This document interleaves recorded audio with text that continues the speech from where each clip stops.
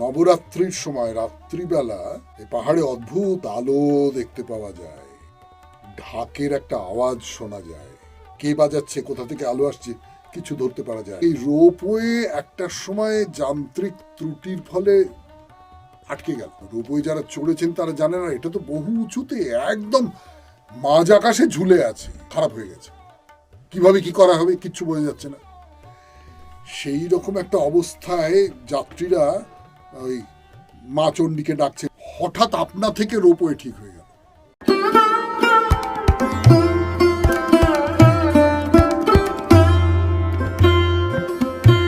নমস্কার নমস্কার নমস্কার নমস্কার নমস্কার নমস্কার নমস্কার আপনাদের সবাইকে সবাইকে সবাইকে নমস্কার জানাচ্ছে আপনাদের সৌমিত্র বসু। সবাইকে অজস্র শুভকামনা জানাচ্ছে, সবাইকে স্বাগত জানাচ্ছে আজকের এই স্মরণে সৌমিত্র অনুষ্ঠানে, এবং সবাইকে শুভ দিন জানাচ্ছে। শুভ হোক, শুভ হোক, সকলের শুভ হোক, সকলের ভালো হোক, মঙ্গল হোক, কল্যাণ হোক, কল্যাণ হোক, কল্যাণ হোক, কল্যাণ হোক। তো একটা কথা বলতে খুব ইচ্ছে করছে, মানে এটা আমার পক্ষে খুব নতুন কথা, আমি এরকম বলবো না, কিন্তু তবু এমন একটা ঘটনা, যে ঘটনাটা কখনো কখনো ঘটে, মাঝে মধ্যে ঘটে এবং খুব ভালো লাগে এবং আপনাদের বলতে ইচ্ছে করে। এই বইমেলার একেবারে শেষ দিন কি তার আগের দিন বইমেলায় ঘুরছি, তো বইমেলায় গেলে যেটা হয়, প্রচুর পুরনো মানুষজনের সঙ্গে দেখা হয়ে যায়, মানে অনেক দিন দেখা সাক্ষাৎ নেই, তারা ছাত্র বা ছাত্রী ছিল, তারা হঠাৎ কিরম আছেন এই ইত্যাদি ইত্যাদি। তার প্রকাশকদের স্টল থেকে ডাকাডাকি করে, এই আসুন আসুন এখানে বসে একটু আড্ডা মেরে যায়, এসব যা হচ্ছিল, বেশ ভাল লাগছিল আর কি।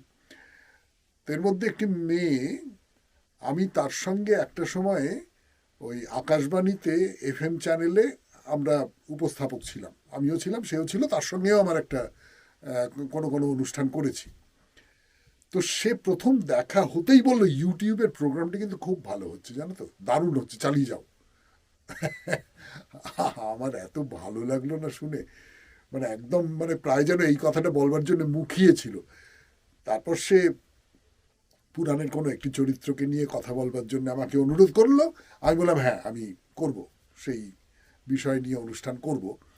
কিন্তু এইটা বলতে খুব ভালো লাগছে আমার, যে এরকম হঠাৎ করে যদি কেউ বলে তাহলে কীরকম ভালো লাগে না, মানে আচম্বিতে যদি বলে কেউ এরকম। আচম্বিতে কথাটা বললাম কেন, পরের ধাপে আসবার জন্য, সেটা হচ্ছে যে আজকে এই যে 5ই ফেব্রুয়ারি, আজকের দিনটা আন্তর্জাতিক একটা বিশেষ দিন, বিশেষ কিছু মানুষের জন্য আজকের দিনটা, সেটা হচ্ছে ওয়েদার পার্সনস ডে। মানে টেলিভিশনে আমরা, আগেকার দিনে তো রেডিওতে আবহাওয়ার সংবাদ বলা হতো, এখন তো টেলিভিশনে আমরা শুনি, সেরাম সেরাম যদি দিন আসে যে ভয়ঙ্কর ঝড় আসবে বা কিছু আসবে, হয়তো সেখানকার মানুষজন আসেন, এসে তাদের বাইট নেওয়া হয় আর কি, তারা বলেন, নিজের মুখে বলেন, তা না হলে আমরা জানতে পারি যে এরকম এরকম সব হচ্ছে টচ্ছে ইত্যাদি ইত্যাদি। এটা একটা বিশাল বিভাগ, বিশাল একটা ডিপার্টমেন্ট, বিশাল তার কর্মপদ্ধতি, নানান রকমের যন্ত্রপাতি, আকাশের কোথায় কোন মেঘ আছে, সেই মেঘ কোথা থেকে কি করছে না করছে, কোথায় জমা হয়েছে কোনো একটা বায়ু প্রবাহ বা যা হোক কিছু, আপনারা সকলে জানেন। এই সমস্তটা নিয়ে কিন্তু একটা অনেক মানুষের গবেষণার বিষয়। এবং একটা সময় যেরকম বলা হতো যে কী ব্যাপার, ছাতা নিয়ে বেরোচ্ছ কেন, না রেডিওতে বলেছে আজকে বৃষ্টি হতে পারে, না উল্টোটা হতো, রেডিওতে বলেছে আজকে বৃষ্টি হতে পারে, কাজেই ছাতা নেবার দরকার নেই, আর রেডিওতে বলেছে আজকে বৃষ্টি হবে না, কাজেই ছাতা নিয়ে বেরো। এইরকম একটা ঠাট্টাই আর কি ব্যাপার ছিল তো আমাদের মধ্যে। কিন্তু এখন কিন্তু সত্যি সত্যি মিলে যায়, একদম ঠিক ঠিক ঠিক ঠিক মিলে যায়। তো এই যে নিরন্তর কাজ করে চলেছেন যারা, তাদের দিন আজকে, এটা খুব ভালো না? মানে এই সমস্ত মানুষেরা, আচম্বিতে আবহাওয়ার কি পরিবর্তন ঘটবে না ঘটবে সেটা আসলে আচম্বিতে নয়, তার পেছনে অনেকগুলো কারণ আছে, অনেকগুলো যুক্তি আছে। এইটা নিয়ে যারা কাজ করে আজকে, তাদের দিন। তো যাই হোক, এইবারে তাহলে আমরা বাইরে দূরে শুরু করি। বাইরে দূরেতে আজকে যাব একটি মন্দিরের কথা বলবার জন্যে। সে মন্দিরটা এখান থেকে অনেক দূরে, হরিদ্বারে। আচ্ছা, হরিদ্বার বললেই কোন মন্দিরের কথা মনে হয় বলুন তো? বলবো, আমার কথা বলবো, ফিরে আসছি। এইবারে বলি আপনাদের একটা চণ্ডী মন্দিরের কথা। সেই চণ্ডী মন্দিরটা কোথায়? হরিদ্বারে, হরিদ্বার, মানে শিবের দরজা, যেটা শিবের বাসস্থান, যেটা শিবের মন্দির বলে যেটা সবচেয়ে বেশি বিখ্যাত, সেইখানে চণ্ডী মন্দির আছে একটি। কিন্তু হঠাৎ এই চণ্ডী মন্দিরের কথাটা কেন মনে এলো, সেই কথাটা আপনাদের ঘোরাতে একটু বলে নিই। আপনারা তো জানেন আমি নাটক করি, এবং নাটকে আমাদের একটা ধরনের নাটক আছে যেটা নাম দিয়েছি আমরা ক্লাসরুম থিয়েটার। মানে ধরুন আমরা এখন যে নাটকটা কথা বলছি সেটা হচ্ছে যে মঙ্গল কাব্য, মনসামঙ্গল এবং চণ্ডীমঙ্গল। সেই মনসামঙ্গল এবং চণ্ডীমঙ্গল নিয়ে একটা নাটক।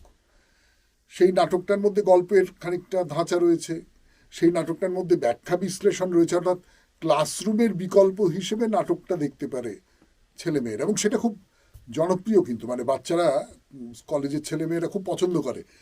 ক্লাস লেকচারের বদলে নাটকের মধ্যে দিয়ে পড়ানোটা হয়ে যাচ্ছে, এটা খুব মজার লাগে তাদের, ইত্যাদি ইত্যাদি। এবং এর জন্য কিছুই লাগে না, একটা ক্লাসরুমে পেছনে আমরা একটা পর্দা টাঙিয়ে দিই, এরকম করে নাটকটা হয়।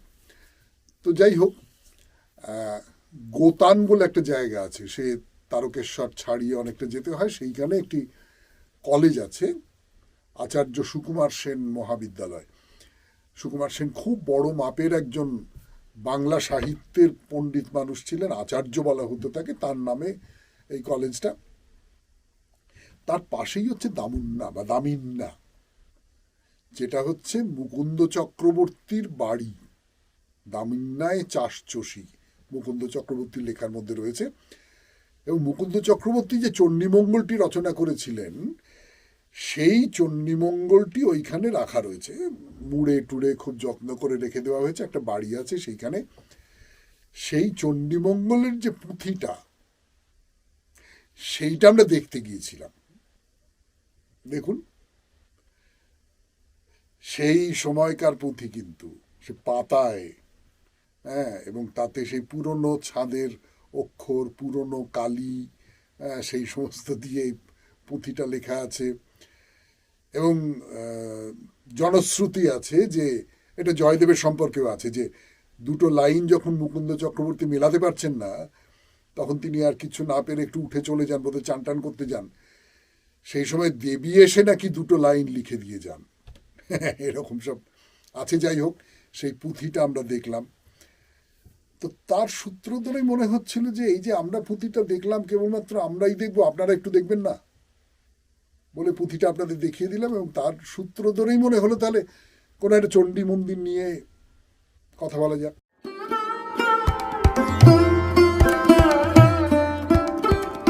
তো হরিদ্বারের এই যে চণ্ডী মন্দির, এই চণ্ডী মন্দির সম্পর্কে কিন্তু অনেকগুলো খুব অলৌকিক গল্প আছে। যেমন ধরা যাক, এই নবরাত্রির সময় রাত্রিবেলা এই পাহাড়ে অদ্ভুত, মানে একটা বড় পাহাড়, সেই পাহাড়ের গায়ে তো এই মন্দিরটা। তো এই যে বড় পাহাড় যেটা, সেই পাহাড়ে একটা অদ্ভুত আলো দেখতে পাওয়া যায়, ঢাকের একটা আওয়াজ শোনা যায়। কে বাজাচ্ছে, কোথা থেকে আলো আসছে, কিছু ধরতে পারা যায় না। না, এমনি যারা বিজ্ঞান মনস্ক মানুষ তারা বলেন যে না না না না, এটা ওরকম কিছু নয়, পাহাড়ের গায়ে ওরকম নানান রকম সমস্ত আওয়াজ তো হতেই পারে রাত্রির বেলা, নানান হাওয়ার ধ্বনিত প্রতিধ্বনিত হতে পারে, কোথা থেকে কি আলো আসছে সে সমস্ত নানা কিছু হতে পারে, সে তো হতেই পারে। কিন্তু এই এই যে মন্দিরটা নিয়ে নানান রকম সব অলৌকিক গল্প আছে, জানেন তো। যেমন একবার ওই পাহাড়ে ডাকাতের উপদ্রব খুব বেড়ে যায়, এবং যারা ভক্ত, যারা পুজো করতে আসেন বা তীর্থযাত্রী, তারা খুব উত্তপ্ত হয়ে, একজন সন্ন্যাসী তিনি দেবীকে ডাকতে থাকেন যে দেবী এ কি হলো, এরকম করে ডাকাতেরা সব লুট করে নিয়ে চলে যাচ্ছে, এই করছে সেই করছে। তখন দেবী নাকি সেই সন্ন্যাসীকে বলেছিলেন যে বেশ, আমি উদ্ধার করব, আমি ওই ডাকাতদের শাস্তি দেব। আপনাদের মনে পড়ে যাবে এই মুকুন্দ চক্রবর্তীর চণ্ডীমঙ্গলেও আছে যে ব্যাধ কালকেতু যখন বনের সমস্ত জন্তু জানোয়ারকে মেরে ফেলছে, তখন জন্তু জানোয়ারের দেবীর কাছে যায়, গিয়ে বলে আপনি আমাদের রক্ষা করুন। তখন দেবী ওই কালকেতুর হাত থেকে বনের জন্তুদের বাঁচাবার জন্য ব্যবস্থা নেন। এটাও সেই রকম আর কি। তো সেই, এবং সত্যি সত্যি এই যে ডাকাতের উপদ্রব, তাদের মধ্যে কেউ কেউ পাগল হয়ে যায়, কেউ কেউ পালিয়ে যায়। আর একটা গল্প বলি আপনাদের, এখানে পাহাড়ের বেশ অনেক ওপরে উঠতে হবে আপনাকে, এবং খুব দুর্গম জায়গা, খুব দুর্গম পাহাড় পার হয়ে যেতে হবে। মানে এই পাহাড়টা ধরে ওপরে ওঠা এটাই প্রায় একটা তপস্যার মতো।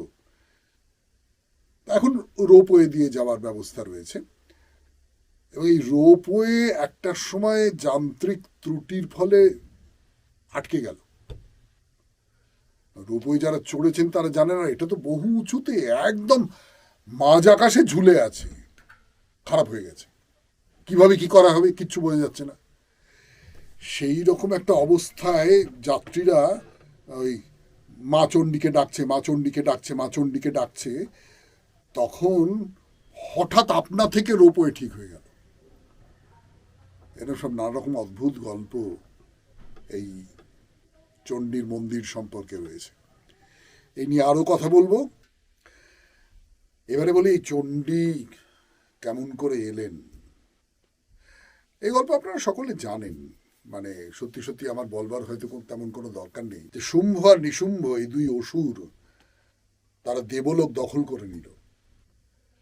তো দেবতারা তো কি করবেন কিছু বুঝতে পারছেন না, তারা হিমালয়ে গিয়ে ব্যাকুল কণ্ঠে দেবীকে ডাকতে লাগলেন। তখন দেবী এলেন, এবং দেবীর ভেতর থেকে এক ভয়ঙ্কর শক্তি বেরিয়ে এলো, অসুর বিনাশিনী এক শক্তি বেরিয়ে এসে তিনি শুম্ভ এবং নিশুম্ভকে বধ করলেন। এই হলো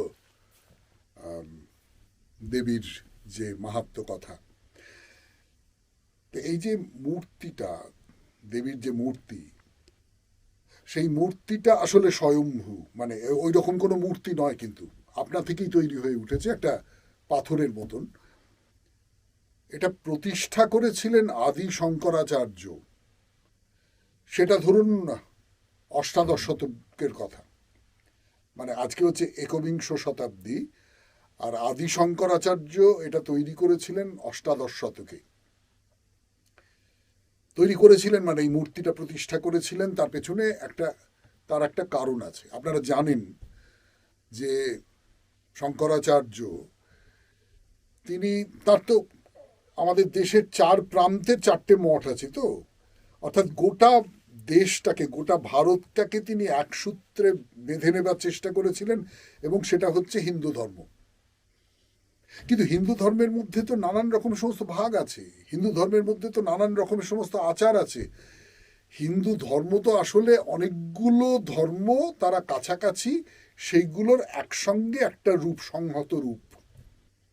হিন্দু ধর্ম অন্য ধর্মের থেকে এই কারণে কিন্তু আলাদা, অনেকটা পর্যন্ত আলাদা। মানে হিন্দু ধর্মের মধ্যে ধরুন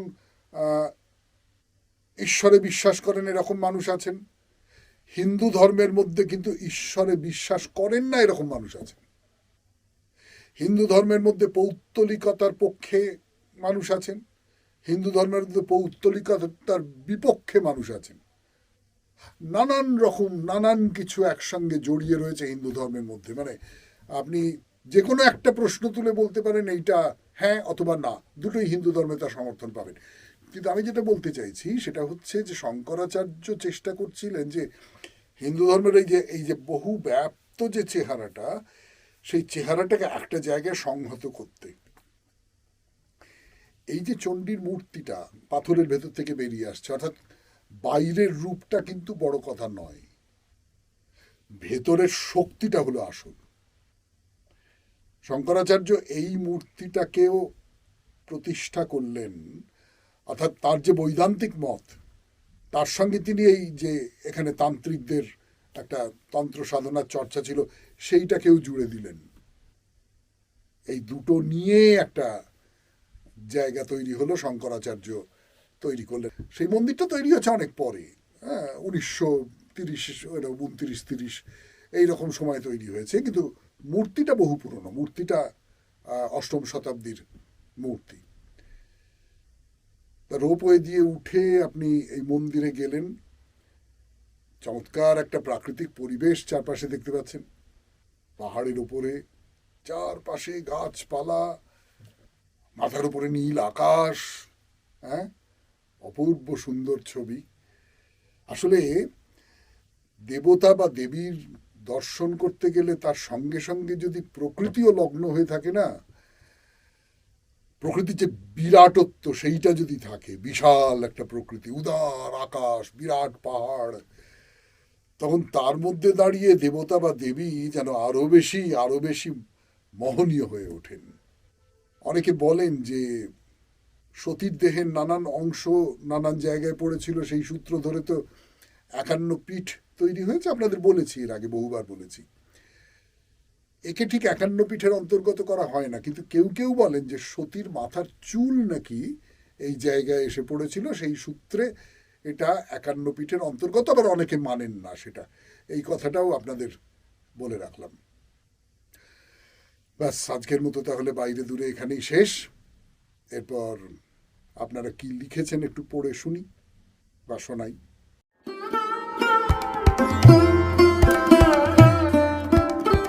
প্রথম মন্তব্যটি করেছেন বা চিঠি লিখেছেন বলি, মালা সাহা, বরানগর থেকে। খুব ভালো চিঠি, আমার খুব পছন্দ হয়েছে চিঠিটা। পড়ি। আজ অষ্টাবক্র মুনির কাহিনী শুনে খুব ভালো লাগলো। মুনির কথা আগেই শুনেছিলাম, কিন্তু ওর এই অবস্থার কারণটা জানতাম না। আজ জানলাম। গীতার ব্যাখ্যা অসাধারণ লাগছে। মানুষ আজ সত্যি অমানবিক হয়ে যাচ্ছে। কর্মের ফল ত্যাগ করা অত সহজ নয়। সহস্র বা লক্ষ কণ্ঠে গীতা পাঠ করলে কিছু হয় না, গীতাকে সম্যকভাবে উপলব্ধি করতে হয়। সে কাজ কজন পারে? এইটা এবারে 1,00,000 কথার এক কথা বলেছেন। গীতা সমবেত কণ্ঠে, 5 লক্ষ কণ্ঠে, আমি ওটা বাদ দিচ্ছি, ওটা তো তার হিসেবটা আলাদা, সে আপনিও জানেন আমিও জানি, ওটা নিয়ে কথা বলার কোনো মানে হয় না। কিন্তু এমনিতেও আমি খুব নিয়মিত রোজ গীতা পড়লাম, আর সেই রানী রাসমণির মধ্যে করে ভাবলাম যে আমার মোকদ্দমাটা তো চলছে, সেটা কি হবে না হবে, এর কোনো মানে নেই। কিন্তু আমার যে কারণে গীতাটা পড়তে খুব ভালো লাগে, আপনাদের শুনতে ভালো লাগে, বা অন্তত একজন দুজনে শুনতে ভালো লাগছে, শুনে খুব ভালো লাগলো, সেটা হচ্ছে গীতা কোথাও প্রায় ভগবানের কথা বলছে না, কোথাও প্রায় এমন কোনো কথা বলছে না যেটাকে আমরা আধ্যাত্মিকতা বলে দেখে দিতে পারি, কোথাও এমন কোনো কথা বলছে না, একদম ব্যবহারিক জীবনের কথা বলছে। ফলে গীতা যদি খুব মন দিয়ে পড়া যায় এবং শোনা যায়, বা এই রকম, আমি এই ব্যাখ্যা তো আমার নয়, স্বামী রঙ্গনাথানন্দজির ব্যাখ্যা, তাহলে কিন্তু সত্যি সত্যি আমার এই পার্থিব জীবনে অনেকখানি পথ আমি কেটে বেরিয়ে আসতে পারি। আপনাকে অনেক ধন্যবাদ এমন সুন্দর একটা চিঠি লেখার জন্যে। এর পরের যে চিঠিটি, সেটিকে লিখেছেন দেখি,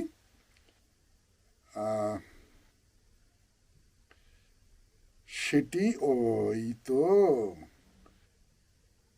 মহাদেব H80 নাম দেননি নিচে। বেশ, পড়ি। প্রণাম নেবেন স্যার, কাজের চাপে অনেকদিন আপনাকে দেখতে পাইনি।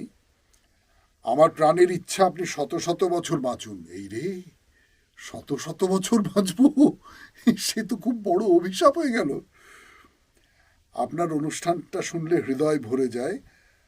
আপনার বিরতিতে যে ছবিগুলো, ফুলের যে সাউন্ডটা আছে, এটা শুনলে হৃদয়ের কোথা থেকে যেন একটা শান্তি ভেসে আসে, যা আপনাকে বলে বোঝাতে পারবো না স্যার।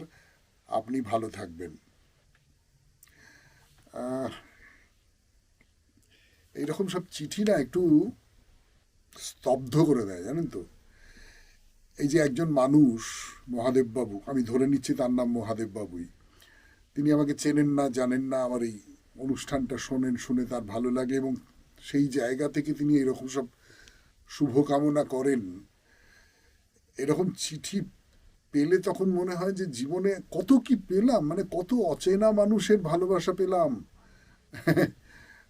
আপনাকে অনেক ধন্যবাদ, নমস্কার, অনেক ধন্যবাদ আপনাকে।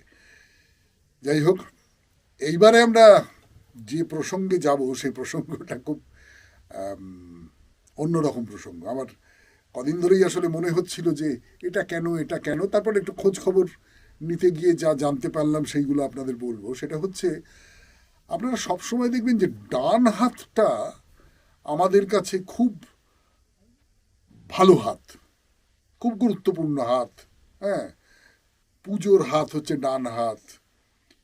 আপনারা জানেন যে চাঁদ সদাগর বাঁ হাত দিয়ে মনসার পুজো করেছিল। বাঁ হাত দিয়ে পুজো করা মানে অচ্ছেদ্যা করা।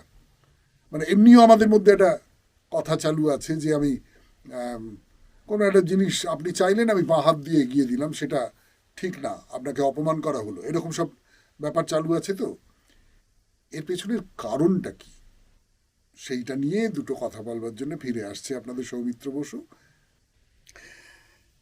ডান হাত বনাম বাঁ হাত, এই ডান হাত আর বাঁ হাতের লড়াইয়ে শেষ পর্যন্ত ডান হাতকে অনেক ওপরে রেখে দেওয়া হচ্ছে, বাম হাতকে অনেক নিচে রেখে দেওয়া হচ্ছে। এর কারণটা কি? আমাদের প্রতিদিনের ব্যবহারিক যে জীবন, সেই জীবনের দিক থেকে আপনি ভেবে দেখুন। আপনি বাঁ হাতে যে কাজগুলো করেন, দেহ পরিচ্ছন্নতার কাজকর্ম করেন, শৌচকর্ম কাজ, এই কাজকর্মগুলো করেন।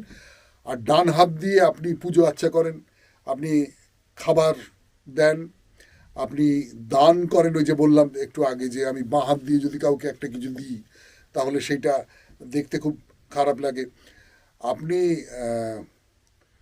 অভিবাদন করেন, এমনিতে দুটো হাত জড়ো করে নমস্কার করা, কিন্তু আপনি যদি প্রণাম করতে যান কাউকে তাহলে তো ডান হাত দিয়েই প্রণাম করেন। কাজে কাজে ডান হাতটা অনেক বেশি গুরুত্বপূর্ণ। এর একটা খুব সহজ কারণ আছে। সেই সহজ কারণটা হচ্ছে, এই পৃথিবীর ৮০ থেকে ৮৫-৯০% মানুষ ডানহাতি। বাঁহাতি বা যাদের আমরা ন্যাটা বলি, তাদের সংখ্যা খুব কম, কম বলেই তারা ব্যতিক্রমী। ফলে মানে ডান হাতের অধিকারী যারা, তাদের একটা আধিপত্য আছে।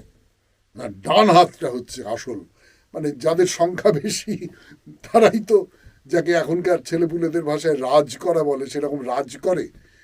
তো সেইটা একটা, আমি এইটাই মুখ্য ব্যাপার।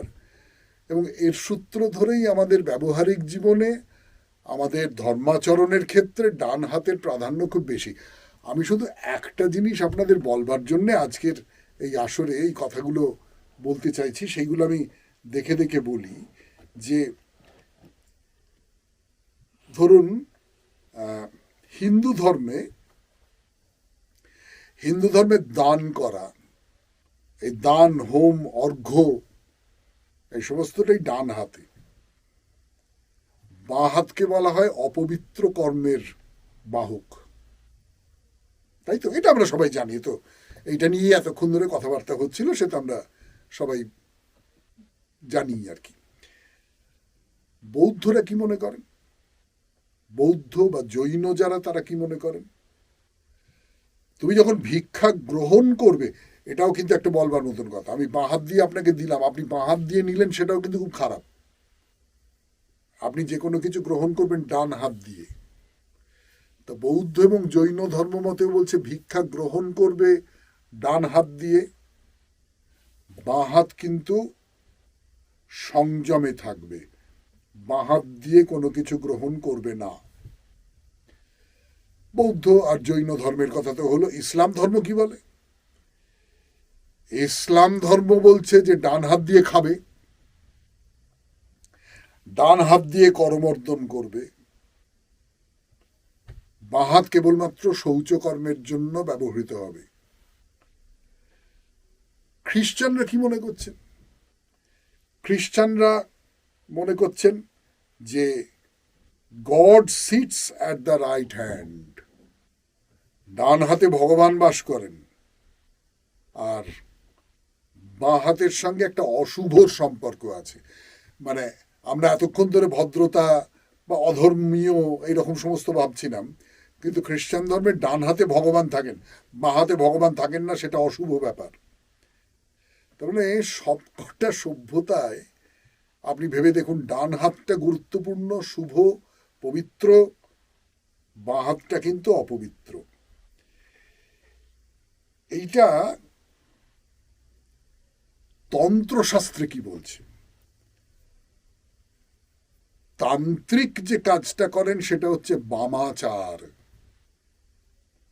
বামা মানে নারী হয়, কিন্তু বামা মানে বাম, বাম দিকও হয়। বাম দিক মানে হচ্ছে নিষিদ্ধ, ভয়। বাম দিক মানে হচ্ছে সামাজিক নিয়ম ভাঙা। যে শক্তিকে সমাজ অশুদ্ধ বলে সেই শক্তিতেই মুক্তির চাবিকাঠি। বাঁ হাতে আছে দমন করার শক্তি, আর ডান হাতে আছে সামাজিক শুদ্ধতা। কিন্তু আমরা সকলেই জানি যে এটার আসলে সত্যি সত্যি কোনো মানে নেই। যারা বাঁ হাতে কোনো কাজ করেন তারা যে কিছু ভুল করেন, অন্যায় করেন, এরকমটা ভাববার কোনো কারণ নেই। দুটো হাতের মধ্যে কোনো হাতের তৎপরতা বেশি, সেটা কারুর বেশিরভাগের ক্ষেত্রে ডান হাত, বাকিদের ক্ষেত্রে বাঁ হাত। কিন্তু ডান হাতের যে আধিপত্য সেটা বাঁ হাতকেও এরকম করে একটেরে করে দিয়েছে। কি কিরকম লাগলো এই ডান হাত আর বাঁ হাতের লড়াই, এবং শেষ পর্যন্ত ডান হাতের জিতে যাওয়া? এই জিতে যাওয়ার গল্প দিয়েই তাহলে শেষ করি আজকের স্মরণে সৌমিত্র। আমাদের এই অনুষ্ঠান কেমন লাগছে? যদি ভালো লাগে তাহলে লাইক করবেন। ভালো লাগাটা যদি এতটাই বেশি হয় যাতে করে মনে হয় যে আরো অনেক মানুষ এটা দেখুক, তাহলে তাদের শেয়ার করবেন। যদি মনে হয় যে না, আমি ফোন খোলা মাত্রই স্মরণে সৌমিত্র আমার কাছে চলে আসবে, তাহলে সাবস্ক্রাইব করবেন। আর খুব যেটা আমরা চাই সেটা হচ্ছে আপনাদের সঙ্গে আমাদের নিরন্তর যোগাযোগ।